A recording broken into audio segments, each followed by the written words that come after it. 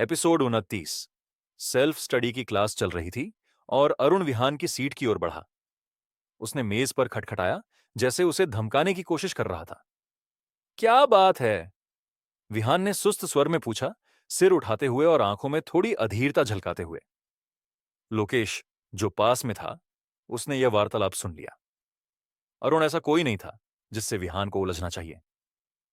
अगर तुम्हारे पास हिम्मत है तो मेरे साथ चलो, अरुण ने अत्यधिक आत्मविश्वास से कहा। मैं पढ़ रहा हूं, माफ करना। विहान ने गणित की पुस्तक की ओर फिर ध्यान मोड़ते हुए उत्तर दिया। अब डर गए हो क्या? कायर, अरुण ने कहा और फिर अपनी सीट की ओर लौट गया। तुम हमेशा नहीं भाग सकते। मैं स्कूल के बाद इंतजार करूंगा। यार, तुमने उसे इतना गुस्सा कैसे दिलाया? लोकेश ने अरुण के जाने के बाद फुसफुसाते हुए कहा। वह ऐसा कोई नहीं है जिससे तुम्हें उलझना चाहिए। शायद कोई गलतफहमी हो गई है। विहान केवल कड़वी मुस्कान दे सका। गलतफहमी? मैं उसे गुस्सा कैसे दिला सकता हूं? यह सब चंद्रिका की वजह से हुआ है। लेकिन यह कुछ ऐसा नहीं था जिसे वह लोकेश से सीधा कह सके। कुछ नहीं। शायद इसीलिए क्योंकि मैंने नीतीश पर कदम रख दिया था जब उसने मुझे गिराने की कोशिश की। मुझे लगता है। अरे, लोकेश ने चिंता भरी निगाहों से कहा, तो तुम इतनी आसानी से नहीं बचोगे। वह कभी नहीं भूलता। तो अरुण अब अपनी शान के लिए तुम्हारे पीछे आया है ना? मेरे लिए तो सब कुछ समान है। जो भी करना हो करने दो।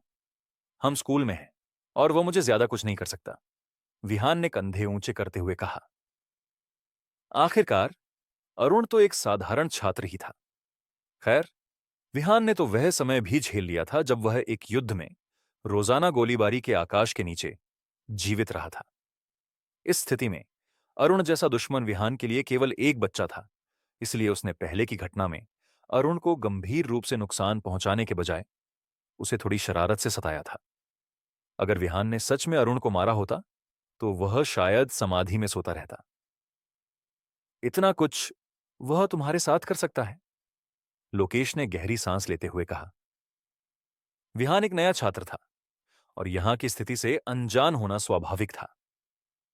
अरुण का ग्रुप इस स्कूल पर राज करता है। अरुण कई छात्रों को जो उसके खिलाफ जाते हैं, उन्हें इतना पिटता है कि वे कुछ दिनों के लिए स्कूल से छुट्टी ले लेते हैं। इतना बुरा? विहान ने लोकेश की बात सुनकर आश्चर्य जताया। यह वास्तव में थोड़ा अत्यधिक क्रूर था। बिल्कुल सही। यार, मुझे तुम्हें पहले ही चेतावनी देनी चाहिए थी। लोकेश ने आह भरते हुए कहा। अगर तुमने अभी अभी उसे कुछ अच्छा कहा होता तो शायद अब तक तुम्हारा बचाव हो जाता। पर क्या? विहान ने उत्सुकता से पूछा। पर अब मामला बहुत जटिल हो गया है, लोकेश ने अचानक उत्तर दिया। वह नीतीश के साथ क्या मामला है? केवल किसी पर कदम रखना, इतनी बड़ी बात क्या है? और वह तो सबसे पहले तुम पर हमला करने वाला था। क्या वह लड़की है या क्या? वह तो बिल्कुल लड़की जैसा भी दिखता है साले। अरुण को ऐसी बातों के लिए खींचना। कोई बात नहीं, जो भी करना हो करने दो। चिंता मत करो यार, मैं इतना आसान निशाना नहीं हूं, विहान ने लोकेश के कंधे पर थपथपाते हुए कहा। लोकेश कुछ कहने ही वाला था, लेकिन फिर चुप रह गया। नियत समय आ गया था, ठीक अंतिम बड़ी कक्षा शुरू होने से पहले, और अरुण फिर से विहान की मेज के पास आया। यह बड़ी कक्षा 1.5 घंटे की अध्ययन काल की थी, जैसा कि कई स्कूलों में होता है, जो शाम 4:30 के बाद 30 मिनट में शुरू होती है, जब स्कूल समाप्त होता है। अगर तुम मर्द हो तो मेरे साथ चलो। अरुण का ताना पहले से भी अधिक तीखा हो गया था, जैसे कि वह अगर तुम्हारे पास हिम्मत है से आगे निकल गया हो। विहान स्वाभाविक रूप से एक मर्द था, लेकिन वह ऐसे मामूली ताने से अपमानित होने वाला नहीं था। विहान को पता था कि अरुण तब तक छोड़ने वाला नहीं जब तक मामला सुलझ न जाए। ठीक है, मैं चलूंगा। विहान ने खड़े होते हुए सिर हिलाया। उनके कई सहपाठी अभी तक कक्षा से बाहर नहीं गए थे और किसी ने भी यह नहीं देखा था कि 2 बार अरुण विहान की मेज पर आया था। जैसे ही विहान ने सहमति दी, सभी ने ध्यान से देखा और आपस में बातें करने लगे, मानते हुए कि वह यहां की व्यवस्था से अनजान है और स्कूल के विजेता को नाराज कर दिया है। फिर भी अधिकांश छात्रों ने विहान पर दया जताई। मैं तुम्हारे साथ चलूंगा, लोकेश ने घोषणा की, जैसे उसने कोई बड़ा निर्णय ले लिया हो। जैसे ही वह खड़ा हुआ, सभी की निगाहें उस पर टिकीं। यह एक आंतरिक संघर्ष था। वह आज ही विहान से मिला था, लेकिन वे अच्छे दोस्त बन गए थे। 12वीं कक्षा के सूखे दिनों में सच्चे दोस्त मिलना बहुत ही दुर्लभ होता है। अरुण इस स्कूल में एक बड़ा व्यक्ति था और लोकेश ऐसे व्यक्ति का सामना नहीं कर सकता था। इस समय वह बस किनारे से खड़े रहकर संघर्ष को कम करने की कोशिश कर रहा था। क्या बकवास है लोकेश, तुम अपनी जान से भी ज्यादा जिंदगी से तंग हो गए हो। इस बकवास के लिए अरुण क्रोधित हो उठा। उसकी कक्षा का एक छात्र जो किसी नए छात्र के लिए उसके खिलाफ खड़ा हो गया था, यह उसके पद के लिए एक अपमान था। दबाव बढ़ता गया, जबकि लोकेश सभी की नजरों के बीच डटा रहा, लेकिन उसने पीछे हटने से इनकार कर दिया। अरुण, विहान यहां नया है, उसे नियमों का ज्ञान नहीं है। उसे एक मौका दो। अरे अरे, अब मुझे लेक्चर दे रहे हो? तुम कौन हो? अरुण फटकारते हुए फट पड़ा। नियमों का ज्ञान नहीं? तुमने तो मुझे बकवास कर दिया है। मैं लोकेश के रवैये को क्षमा करने वाला नहीं हूं जो विहान ने किया है। शायद तुम्हें हमारे साथ आना चाहिए क्योंकि तुम ऐसे हीरो हो। साले, अगर मैंने आज तुम दोनों का ख्याल नहीं रखा तो मैं अपना परिवार का नाम बदल दूंगा। लोकेश थोड़ा कांप उठा। उसका चेहरा पीला पड़ गया। वह हमेशा से ही अच्छा छात्र रहा था और वह जितना भी मर्दाना था, उसने कभी किसी पर मुक्का नहीं मारा था। विहान को लोकेश की मदद की जरूरत नहीं थी, पर वह उसके द्वारा दिखाई गई दोस्ती से गहराई से प्रभावित हुआ। विहान ने अपना हाथ बढ़ाकर अपने दोस्त के कंधे पर थपथपाया। चिंता मत करो, चलो साथ में चलते हैं। लोकेश का साहस विहान के शब्द सुनकर फिर से जाग उठा और उसने खुद को समझाया कि यह केवल एक साधारण पीटाई है, ज्यादा कुछ नहीं। यह सोचकर उसने अपना सीना चौड़ा किया और अरुण के साथ स्कूल की छत की ओर चला गया। लोकेश का बढ़ा हुआ सीना और वीरता भरा चेहरा अरुण को और अधिक उत्तेजित कर गया। उसके दांत गुस्से में कड़कते रहे। विश्वासघाती को आज चुकाना होगा। एपिसोड 30। बहन चंद्रिका, देखो, शील्ड गाय अरुण के साथ छत पर जा रहा है। क्या तुम देखना चाहोगी? जानवी ने चंद्रिका की ओर मुड़ते हुए कहा। अपनी उत्सुकता को छिपा न सकी। नहीं जाऊंगी, चंद्रिका ने खंडन किया, जबकि वह आज के अंग्रेजी शब्दों को याद करती रही। विहान का नाम सुनते ही उसके मन में फिर से वॉशरूम का दृश्य तैरने लगा। चलो चलें, जानवी ने जोर देते हुए कहा। अब तो कुछ भी नहीं हो रहा। खुद चली जाओ। मुझे क्यों देखना चाहिए कि वह क्या कर रहा है? चंद्रिका ने गुस्से में कहा। तुम हमेशा उसके पीछे इतनी क्यों टंगी रहती हो? क्या तुम उस किसान से प्यार करती हो? नहीं, बेवकूफ मत बनो। जानवी का चेहरा लाल हो गया जब उसने जवाब दिया। उससे कौन प्यार करेगा? मुझे तो बस उनकी लड़ाई देखने की इच्छा है। तो तुम चली जाओ। मैं बिल्कुल नहीं जाऊंगी, यह तय है, चंद्रिका ने दृढ़ता से कहा। चलो चंद्रिका बहन, वो तो तुम्हारा अध्ययन साथी है, पता है ना। अगर उसे इतनी पिटाई हो जाए कि वह ठीक ना हो सके तो तुम्हारा मान भी खराब हो जाएगा। जानवी ने जोर से पुकारा। हे भगवान, जानवी, तुम इतनी चिढ़ाने वाली कैसे हो? चंद्रिका पढ़ाई के मूड में नहीं थी अब, जानवी की वजह से। अरे ठीक है, मैं तुम्हारे साथ चलूंगी, ठीक है। हाँ हाँ, चलो चलते हैं। प्रसन्न होकर जानवी ने चंद्रिका का हाथ पकड़कर छत की ओर दौड़ लगाई। उम्मीद है कि अभी तक कुछ भी छूटा नहीं।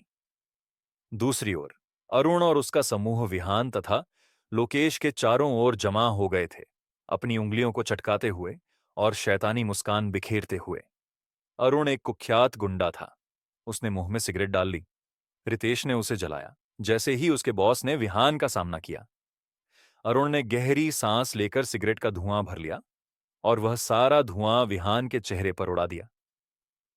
तू छोटा शैतान, अब देखते हैं तू कितना दमदार है। क्यों नहीं अपनी वाटर गन फिर निकालता है? फिर से मुझ पर पेशाब कर, क्यों नहीं? अगर तुम मुझसे कल की बात की वजह से पीछा कर रहा है तो ठीक है, मैं मानता हूं कि वह मेरी गलती थी, विहान ने सुस्त स्वर में उत्तर दिया। लेकिन आज जो हुआ उसका मुझसे कोई लेना देना नहीं है। हाँ, अब झुकने को तैयार है, देखता हूं।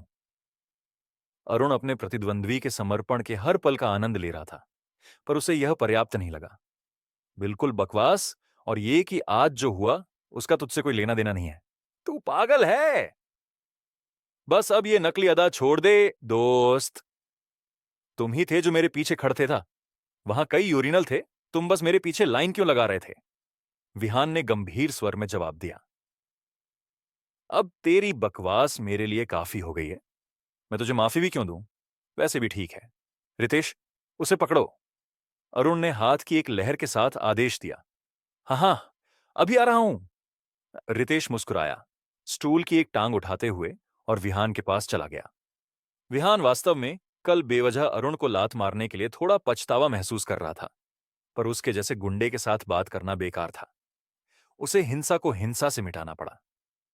तू छोटा गधा, सच में तू किसी और को भी नाराज कर सकता था, पर तूने अरुण भाई को ही चुन लिया। रितेश ने विहान पर स्टूल की टांग मारते हुए कहा। दूसरी ओर अरुण खुशी खुशी सिगरेट पी रहा था। उसका मूड अच्छा था। यही मिलता है जब कोई मेरा विरोध करता है, उसने सोचा। उसने पहले ही अपने मन में विहान का खून पूरे फर्श पर फैलते हुए कल्पना कर ली थी, और इस विचार से उत्साहपूर्वक अपने होंठ चाट रहा था। रितेश के वार के बाद एक थप्पड़ की आवाज सुनाई दी, पर अरुण ने देखा कि कहीं खून नहीं उड़ा। करीब से देखने पर उसने महसूस किया कि विहान ने स्टूल की टांग अपनी पकड़ में ले ली थी। रितेश ने भौहें चढ़ाईं, स्टूल की टांग को विहान की पकड़ से निकालने की कोशिश की, पर जब वह बिल्कुल नहीं छूटी तो घबराने लगा। रितेश, तू आखिर क्या कर रहा है? अरुण ने डांटते हुए कहा। रितेश की परेशानी से अनजान, अरुण भाई, वो थोड़ा ताकतवर है, रितेश ने उत्तर दिया। नीतीश, उसकी मदद करो। अरुण फिर से असंतुष्ट हो गया। वह छोटा गधा कुछ चालें जानता था। अधिकांश छात्र छत पर पहुंचते ही डर से अभिभूत हो जाते थे। विहान, ध्यान रखना, लोकेश ने चिल्लाया, जैसे ही उसने देखा कि नीतीश झाड़ू की छड़ी लेकर अडिग विहान पर दौड़ पड़ा। विहान ने उम्मीद की थी कि छात्रों की लड़ाई थोड़ी नरम होगी, पर यहां तो स्टूल की टांगें और झाड़ू की छड़ियां निकाली जा रही थीं। ये गंभीर हथियार थे जिनका मुकाबला हो रहा था। विहान को डर था कि वह बहुत अधिक परेशान हो जाएगा, तो लोकेश ने नीतीश पर आक्रमण करने का फैसला किया, जबकि नीतीश इस बात से गुस्से में फूट रहा था कि क्लास के मौन बच्चे ने उसके सामने एक मम्मत करने की कोशिश की। नीतीश ने अपना लक्ष्य बदलने का निर्णय लिया और पहले लोकेश का सामना करने का निश्चय किया। विहान को अच्छी तरह से पता था कि लोकेश कितना मजबूत था। जिस तरीके से वह दुश्मन के पास गया, उससे स्पष्ट था कि उस लड़के को लड़ाई का कोई अनुभव नहीं था। उसका साथ देने का कारण केवल सच्ची दोस्ती थी। लोकेश का दिल जोर जोर से धड़क रहा था, क्योंकि वह अपनी पहली लड़ाई में उलझ गया था, यह समझ नहीं पा रहा था कि क्या करना है। जबकि नीतीश उस बेवकूफ को ही केवल आंखें बंद करके अपने मुक्के मारते हुए घूरता रहा। वह लड़का तो खुद को बर्बाद कर डालेगा। एक मुस्कान के साथ नीतीश ने झाड़ू की छड़ी को लोकेश की दिशा में फेंका, और विहान ने सोचा कि अब यह सब खत्म करने का समय आ गया है। आखिरकार वह नहीं चाहता था कि लोकेश उसकी वजह से पूरी तरह से चोटिल हो जाए। उस विचार के साथ विहान ने अपना हाथ आगे बढ़ाया, जिससे रितेश थरथराने लगा। फिर उसने एक जोरदार किक मारी, और रितेश एक पल में जमीन पर दर्द में लहराने लगा, अपनी जलती हुए पेट को थामे हुए, स्टूल की टांग की जगह। उसका दोपहर का बारबेक्यू उलझ गया और उसे उल्टी करने का मन हुआ। लोकेश ने अपनी आंखें खोलीं जब उसने महसूस किया कि हवा उसके पास से गुजरी, और उसने देखा कि एक झाड़ू की छड़ी उसके सिर की ओर तेजी से नीचे आ रही है। अब सब खत्म हो गया, उसने सोचा। लोकेश को अपने घर की मां, फैक्ट्री में अपने पिता और काम पर अपनी बहन की याद आई। वह मेडिकल फीस कैसे चुका पाएगा? एक जोरदार थप्पड़ की आवाज सुनाई दी और लोकेश की दुनिया घूम गई। गाह! एक जोरदार चिल्लाहट ने उसे झटका दिया, और लोकेश ने अपने सिर के ऊपर हाथ फेरा। यह देखकर कि उसका सिर सुरक्षित है, नीतीश जमीन पर लुढ़क रहा था। उसका माथा खून से लथपथ था। विहान अपनी ताकत से पूरी तरह वाकिफ था, और वह जानता था कि खोपड़ी के सिरे और पिछले हिस्से पर वार नहीं करना चाहिए। माथा खोपड़ी का एक मजबूत हिस्सा था। स्टूल की टांग से ज्यादा नुकसान नहीं होता, बस थोड़ा खून बहता या मामूली चक्कर आते। स्वाभाविक रूप से उसने संयम बरता, नहीं तो नीतीश का दिमाग सब जगह फैल जाता। एपिसोड 31। जब जानवी और चंद्रिका वहां पहुंची, तब तक विहान ने नीतीश और रितेश को पहले ही हरा दिया था। जानवी ने दोनों लड़कों को जमीन पर कराहते देख निराशा से सांस छोड़ी। वह यह तमाशा देखने से चूक गई थी। चंद्रिका बहन, विहान बहुत ताकतवर है ना? जानवी ने टिप्पणी की। तो क्या? इसका मुझसे क्या मतलब? चंद्रिका ने जवाब दिया, हालांकि वह चुपचाप हैरान थी। यह कहा जा सकता था कि विहान ने कल अरुण को अचानक पकड़ा था या बाथरूम में चालाकी दिखाई थी, लेकिन इस बार उसकी जीत साफ तौर पर उसकी असली काबिलियत की वजह से थी। चंद्रिका लोकेश को नहीं जानती थी, लेकिन वह उसका स्वभाव समझती थी। वह डरपोक था, जो झगड़ों से दूर रहता था। यह मानना ठीक था कि उसने लड़ाई में कोई मदद नहीं की। विहान ने अकेले सब संभाला था। नीतीश और रितेश की ओर देखते हुए चंद्रिका ने गौर किया कि दोनों अपने शरीर के एक ही हिस्से को पकड़े हुए थे। जाहिर था, विहान ने दोनों को एक एक वार से धराशायी कर दिया था। देखा, वह एक मजबूत रक्षक है, जानवी ने मुस्कुराते हुए कहा। इसकी खबर फैलेगी और विहान जल्द ही मशहूर हो जाएगा। अब तुम्हें किसी के परेशान करने की चिंता नहीं करनी पड़ेगी। चंद्रिका ने बस हुम्फ कहा, ऐसा दिखाते हुए जैसे उसे जरा भी फर्क नहीं पड़ता। विहान लोकेश के पास गया और उसके कंधे पर दोस्ताना ढंग से थपकी दी। तू ठीक है? हाँ, लोकेश ने जवाब दिया, अपनी हैरानी से उबरते हुए। उसे उम्मीद नहीं थी कि विहान अरुण के दो साथियों को इतनी जल्दी सिर्फ 2 चालों में हरा देगा। तुम गजब हो यार। अरुण, मैं ऐसा नहीं करना चाहता था, लेकिन तुमने मुझे मजबूर कर दिया। विहान ने मासूमियत भरे लहजे में कहा और अपने आखिरी दुश्मन की ओर बढ़ा। अरुण शांत रहा। विहान अच्छा था, इसमें कोई शक नहीं, लेकिन अरुण ने सब कुछ देखा था। उसे यह एक संयोग लगा। विहान ने बस रितेश को तब मारा जब वह चौकस नहीं था। उसके हाथ से स्टूल का पैर छीना और फिर अनजान नीतीश पर हमला किया। अरुण के लिए यह जीत कौशल से ज्यादा किस्मत की देन थी। एक हल्के इशारे के साथ उसने जेब से एक चाकू निकाला। हथियार होने से उसे आत्मविश्वास मिला। बकवास बंद कर विहान। अगर मैं तुझे आज नहीं हटाता, तो यहां मेरी इज्जत नहीं बचेगी। बिना रुके अरुण ने विहान पर चाकू से हमला कर दिया। विहान उस बेकाबू कदम से चौंक गया। इस लड़के को परिणामों की जरा भी चिंता नहीं थी। उसका परिवार चाहे जितना रसूखदार हो, हत्या को यूं ही नजरअंदाज नहीं किया जा सकता था। विहान को भरोसा नहीं हुआ। ज्यादातर लोग उस हमले से बच नहीं पाते और बुरी तरह घायल हो जाते। इसी वजह से वह अरुण को आसानी से छोड़ने वाला नहीं था। उसने उसे ऐसा सबक सिखाने का फैसला किया जो वह कभी न भूले। जैसे ही चाकू नीचे आया, विहान ने तेजी से अरुण की कलाई पकड़ ली। तब तक अरुण अपना आपा खो चुका था। वह बेतहाशा छटपटाते हुए चाकू को विहान में घुसाने की कोशिश कर रहा था, जोर जोर से चिल्लाते हुए, विहान, मैं तुझे खत्म कर दूंगा। जानवी ने मुंह पर हाथ रख लिया जब अरुण ने हमला किया। वह जानती थी कि अरुण कितना खतरनाक हो सकता था और उसे नहीं पता था कि विहान उस वार से बच पाएगा या नहीं।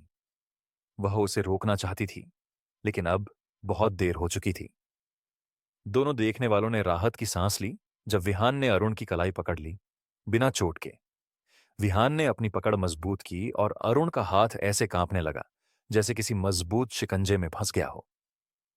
चाकू उसके कमजोर हाथ से छूट गया और जमीन पर खनक के साथ गिरा। अरुण के हैरान चेहरे को बालों से पकड़कर विहान ने उसे ऊपर उठाया और एक जोरदार झटके के साथ उसे छत के किनारे की ओर फेंक दिया। आह! अरुण की आवाज कांप उठी जब वह नीचे की ओर लुढ़का, पसीने से तरबतर, जैसे ही उसे एहसास हुआ कि शायद वह बच नहीं पाएगा। मैं मरना नहीं चाहता, उसने सोचा, लेकिन वह पूरी तरह नीचे नहीं गिरा। उसका निचला हिस्सा अभी भी छत पर था। हांफते हुए वह पसीने में भीग गया।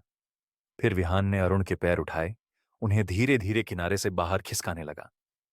डर से भरकर अरुण टूट पड़ा, रोते और चिल्लाते हुए, विहान, मुझे माफ कर दो, मुझे नीचे मत फेंको, मुझे माफ कर दो, सच में। विहान चुप रहा, अरुण के पैरों को बाहर की ओर बढ़ाता गया। वो विहान भाई, विहान भाई, प्लीज, मैं गिड़गिड़ाता हूं, मुझे माफ कर दो, मैं दोबारा ऐसा नहीं करूंगा। अरुण हकलाते हुए बोला, उसका पूरा शरीर डर से थरथरा रहा था। मैं मानता हूं कि कल तुझे मारना मेरी गलती थी, विहान ने शांति से कहा। नहीं नहीं विहान भाई, तुम सही थे। मुझे मारना ठीक था। तुम चाहे तो फिर से मार सकते हो। मेरी गलती थी कि मैं आपके सामने आया, अरुण ने जवाब दिया, अपनी हकलाहट के साथ विहान को मनाने की कोशिश की। मैंने कहा ना कि यह मेरी गलती थी।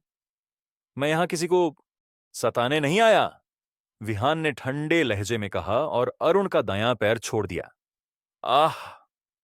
अरुण अभी खुद को संभाल रहा था कि विहान ने उसका पैर छोड़ दिया। वह चीख पड़ा। अपनी जिंदगी उसकी आंखों के सामने घूम गई जब उसने नीचे की ओर देखा। उसने चीखना बंद कर दिया जब उसे पता चला कि वह अभी भी हवा में लटका हुआ था। उसकी कांपती टांगों पर एक गर्म दाग फैल गया। ठीक है, तुमने मुझे मारा, यह तुम्हारी गलती थी, लेकिन कोई बात नहीं, मैं तुम्हें माफ करता हूं, सब ठीक है, अरुण ने सावधानी से कहा, इस बार विहान को नाराज करने से बचते हुए। उम्मीद है तुम जो आज बोले उसे याद रखोगे, विहान ने जवाब दिया। एक जोरदार खिंचाव के साथ उसने अरुण को वापस खींचा और छत पर पटक दिया। अरुण जोर से जमीन पर गिरा, अपनी पसीने से भीगी पीठ पर लेटा हुआ आसमान को खाली नजरों से देखता रहा। अरुण को खत्म करना विहान के लिए आसान होता, लेकिन यह स्कूल था, कोई जंग का मैदान नहीं। वह किसी को यूं ही नहीं मार सकता था, खासकर सबके सामने। चलें, विहान ने मुस्कुराते हुए लोकेश की ओर मुड़कर कहा। वाह विहान, तुमने तो अरुण को पूरी तरह काबू कर लिया, लोकेश ने हैरानी और सम्मान से भरी नजरों से विहान को देखते हुए कहा। मैंने तय कर लिया, मैं लोकेश अरोरा अब से आपके साथ रहूंगा।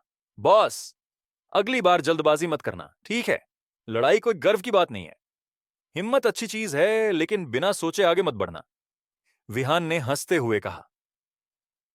समझ गया, लोकेश ने थोड़ा शर्मिंदगी के साथ जवाब दिया। बॉस, वहां कुछ लड़कियां तुम्हें देख रही हैं, एपिसोड 32। विहान ने छत के प्रवेश द्वार की ओर देखा, जहां दो आकृतियां गायब होती दिखीं। यह चंद्रिका और जानवी के अलावा कोई और नहीं हो सकता था। विहान ने यह नहीं सोचा कि चंद्रिका और जानवी अचानक उसे पसंद करने लगेंगी। उसे लगता था कि शायद उत्सुक जानवी ने ही चंद्रिका को छत पर खींच कर लाई होगी, कुछ देखने के लिए। शायद वे यहां सिर्फ नजारा देखने आई थीं, विहान ने सहजता से कहा। मुझे क्यों लगता है कि यह हमारी कक्षा की चंद्रिका और जानवी थीं? लोकेश की आवाज में उत्साह था। बॉस, क्या तुमने कक्षा की दो खूबसूरत लड़कियों का ध्यान खींच लिया है? तुम जरूरत से ज्यादा सोच रहे हो, विहान ने हल्की मुस्कान के साथ कहा और लोकेश के सिर के पीछे हल्का सा मारा। अगर मुझे पता होता कि तुम इतने बोलते हो, तो मैं नीतीश को तुम पर एक हाथ आजमाने देता, ताकि तुम्हें थोड़ा अक्ल आए। हाँ हाँ, लोकेश हंसा। आज उसका मूड अच्छा था। उसने हाई स्कूल के 3 साल डरते हुए बिताए थे, लेकिन अब अपने आखिरी साल में उसने कुछ साहसी और यादगार किया था। आज लोकेश के भीतर एक खामोश खुशी थी जब उसने स्कूल के पुराने दबंगों की ओर पीछे मुड़कर देखा। अरुण भाई, आप ठीक हैं? रितेश की चोट ज्यादा गंभीर नहीं थी और उसके पेट का दर्द कम हो गया था। वह जल्दी से अरुण के पास गया और विहान के जाने के बाद उसे उठाने में मदद की। मैं ठीक हूं, अरुण ने तल्खी से कहा। उसका चेहरा सफेद पड़ गया था। वह बिल्कुल ठीक नहीं था। उसने इस बार हद कर दी, अरुण ने दबी आवाज में कहा। मुझे उससे ऐसी उम्मीद नहीं थी। हमने उसे हल्के में ले लिया। माफ करें, मैं फिसल गया, रितेश ने फौरन कहा। अरुण के गुस्से से बचना चाहता था। उसके चेहरे पर साफ दिख रहा था कि वह बेहद नाराज था। यह तेरी गलती नहीं है, अरुण ने हाथ हिलाकर कहा। विहान ने उसे उसके दो साथियों से कहीं ज्यादा ठेस पहुंचाई थी। किसी को दोष देने का कोई मतलब नहीं था। वे उसके सामने नहीं टिक सके, बस यही सच था। हम तीनों मिलकर उसका मुकाबला नहीं कर सकते। हमें किसी से मदद लेनी चाहिए। क्या हम चेतन से मदद लें? रितेश ने सुझाया। कतई नहीं। अगर उसे पता चला तो स्कूल में हमारी साख खत्म हो जाएगी, अरुण ने सिर हिलाकर मना किया। मैं अपने पिताजी के लोगों में से किसी को बुलाऊंगा। विहान और लोकेश बिना किसी खरोंच के कक्षा में लौटे और कई छात्रों ने, जो उनकी चिंता कर रहे थे, राहत की सांस ली। ज्यादातर लोग अरुण के स्कूल में रवैये से नफरत करते थे। हालांकि कुछ को यह देखकर थोड़ी निराशा हुई कि कमजोर समझे जाने वाले सुरक्षित लौट आए। लेकिन सबके लिए एक सवाल था, वे तीन लोग जो विहान और लोकेश के साथ छत पर गए थे, कहाँ थे? अरुण, रितेश और नीतीश अभी तक नहीं लौटे थे। यहां तक कि मुख्य कक्षा शुरू होने के बाद भी सबको पता था कि कुछ गलत हुआ था। इधर अरुण उस शख्स से टकरा गया जिससे वह सबसे ज्यादा बचना चाहता था, चेतन। नीतीश ने रितेश को सहारा दिया और दोनों धीरे धीरे अरुण के पीछे चल रहे थे। तीनों हारे हुए सैनिकों जैसे दिख रहे थे। अरुण सिंघानिया, तुम्हें क्या हुआ?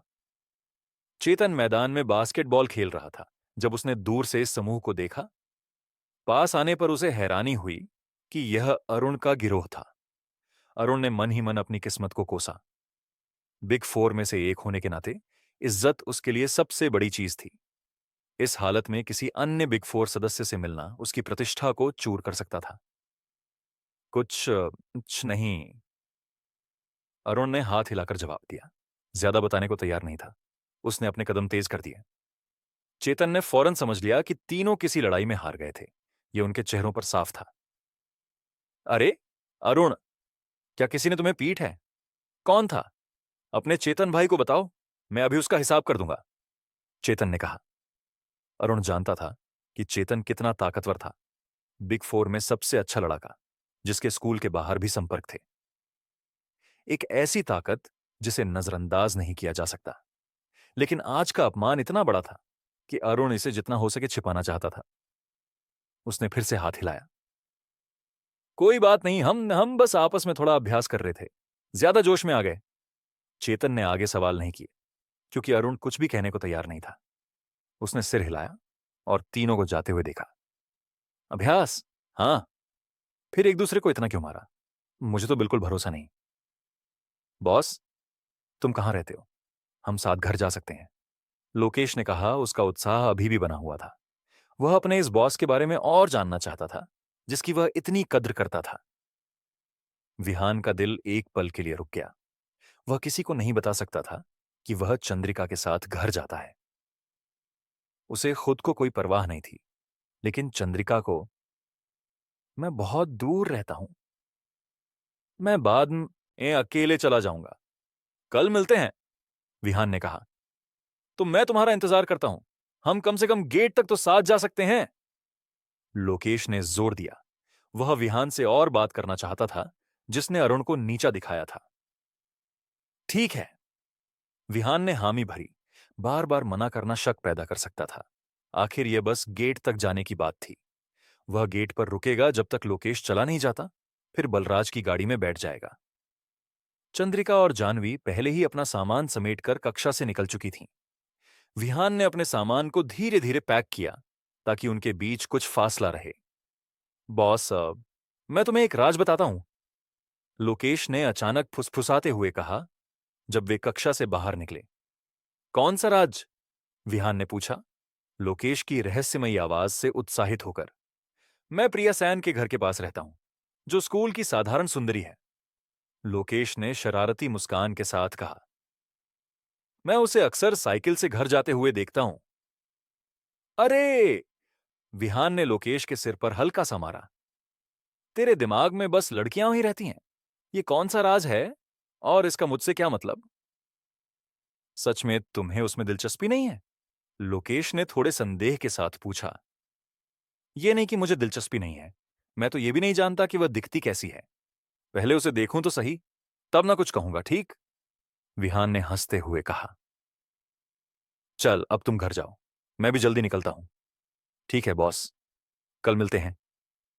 लोकेश ने हाथ हिलाया और बाकी छात्रों की भीड़ के साथ घर की ओर चल पड़ा। एपिसोड 33। विहान ने यह सुनिश्चित किया कि लोकेश नजरों से ओझल हो जाए। फिर वह गाड़ी की ओर बढ़ा। बलराज ने जैसा उम्मीद थी उसका इंतजार किया था। गाड़ी तभी चली जब विहान अंदर बैठ गया। पीछे बैठी जानवी और चंद्रिका हमेशा से ज्यादा खामोश थीं, और विहान को समझ नहीं आया कि यह वॉशरूम की घटना की वजह से था या छत पर हुए टकराव की। हैरानी की बात थी कि चंद्रिका ने विहान के बारे में कोई शिकायत भी नहीं की। बलराज अंकल, उस बैंक के पास रुकिए, जानवी और मुझे बैंक कार्ड बनवाने हैं, चंद्रिका ने कहा। उसके शब्दों ने विहान को याद दिलाया कि उसे भी बैंक कार्ड लेना था। स्कूल ने सभी छात्रों से यह मांगा था, यह कहते हुए कि स्कूल की विभिन्न फीस काटने के लिए यह जरूरी था। बलराज ने चुपचाप सिर हिलाया, कोई सवाल नहीं पूछा। उसने गाड़ी चंद्रिका के बताए बैंक के पास रोकी, थोड़ा दूर रखते हुए, क्योंकि इस समय ट्रैफिक भारी था, खासकर ऐसे 24 घंटे खुले बैंक के आसपास। विहान भी दोनों लड़कियों के साथ गाड़ी से उतरा। उसके इस कदम पर चंद्रिका ने भौहें सिकोड़ लीं। तुम भी क्यों उतर रहे हो? अब मैं तुम्हारा सहपाठी हूं, याद है? विहान ने मुस्कुराते हुए कहा। चंद्रिका ने पलक झपकाई, यह याद आते हुए कि विहान अब स्कूल का हिस्सा था और उसे भी कार चाहिए था। फिर बिना कुछ कहे उसने जाह्नवी को बैंक के अंदर खींच लिया।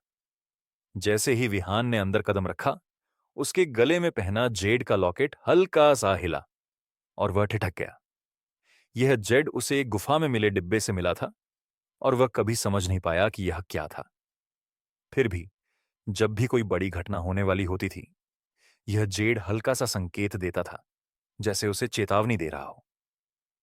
विहान इसका सटीक मतलब नहीं समझ पाता था, लेकिन जब भी यह हिलता, कुछ न कुछ जरूर होता था। एक बार किसी दूर देश में वह किसी की रक्षा कर रहा था और वे दुश्मनों से घिरे थे। जेड के संकेतों ने उसे हर हमले से बचाया और वे सुरक्षित निकल आए। दूसरी बार इसने तब संकेत दिया जब उसने एक बुजुर्ग के लिए लॉटरी टिकट खरीदा, जो जीत गया और उसे 20 रुपये का इनाम मिला। इसीलिए जब भी जेड हिलता, विहान सतर्क हो जाता था। चंद्रिका और जाह्नवी ने अपनी बारी के नंबर लिए और बैठकर इंतजार करने लगीं। विहान ने भी ऐसा ही किया।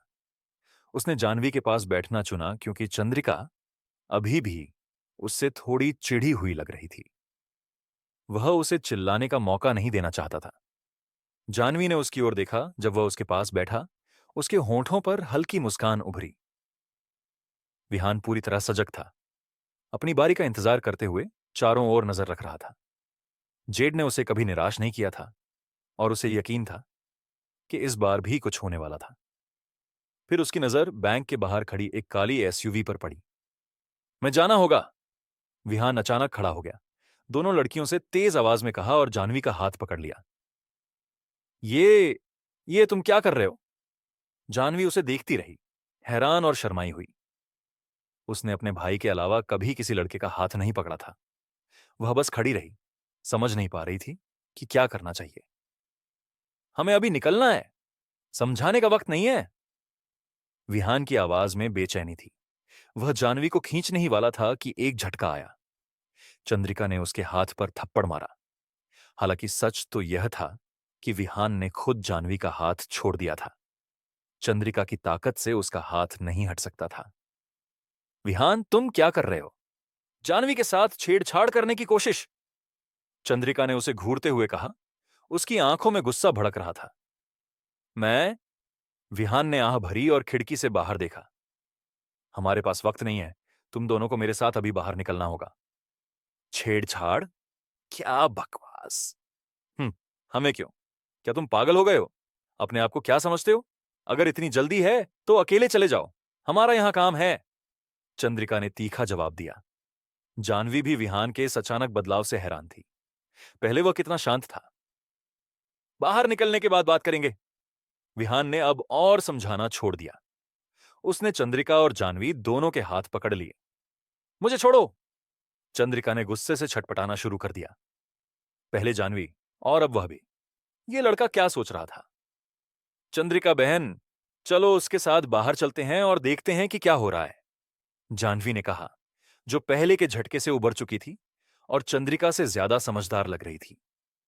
विहान के चेहरे पर सचमुच घबराहट थी, न कि कोई गलत इरादा। जाह्नवी चंद्रिका से ज्यादा विहान को समझती थी। उसे यह अजीब लगा कि वह अचानक बैंक जैसे सार्वजनिक स्थान पर ऐसा करे। उनके पास तो पूरी रात थी, जब वे तीनों एक छत के नीचे अकेले थे। अगर वह कुछ करना चाहता तो तब मौका था। चंद, रिका ने जाह्नवी को हैरानी से देखा। वह अचानक विहान का पक्ष क्यों ले रही थी? विहान ने हताशा में सांस छोड़ी। वक्त खत्म हो रहा था। काले जैकेट वाले कुछ लोग बैंक के दरवाजे खोलकर अंदर आ रहे थे। एक गोली की आवाज गूंजी और बैंक का शांत माहौल तहस नहस हो गया। लोग चीखने लगे, बच्चे रोने लगे और अलार्म बज उठा। सब रुक जाओ, जो हिला मर जाएगा। एक गंजे आदमी ने, जिसने काला मास्क पहना था, चिल्लाया। वह शायद समूह का सरगना था। विहान ने धीरे से सांस छोड़ी। उसने जानवी और चंद्रिका के साथ बहुत वक्त बर्बाद कर दिया था। निकलने का मौका चूक गया था। अब वे बच नहीं सकते थे। फिर भी वह लड़कियों को दोष नहीं देता था। वे उस तरह खतरे को भांप नहीं सकती थीं जैसे वह कर सकता था। उसके व्यवहार पर उनकी प्रतिक्रिया बिल्कुल सामान्य थी। दोस्तों, चैनल को सब्सक्राइब करो और वीडियो को लाइक करो और डिस्क्रिप्शन में दी गई लिंक पर क्लिक करो और मेरे इंस्टा चैनल को फॉलो करें। इसे मुझे और मेरी टीम को और काम करने और ज्यादा से ज्यादा स्टोरी बनाने और चैनल पर अपलोड करने का मोटिवेशन मिलता है।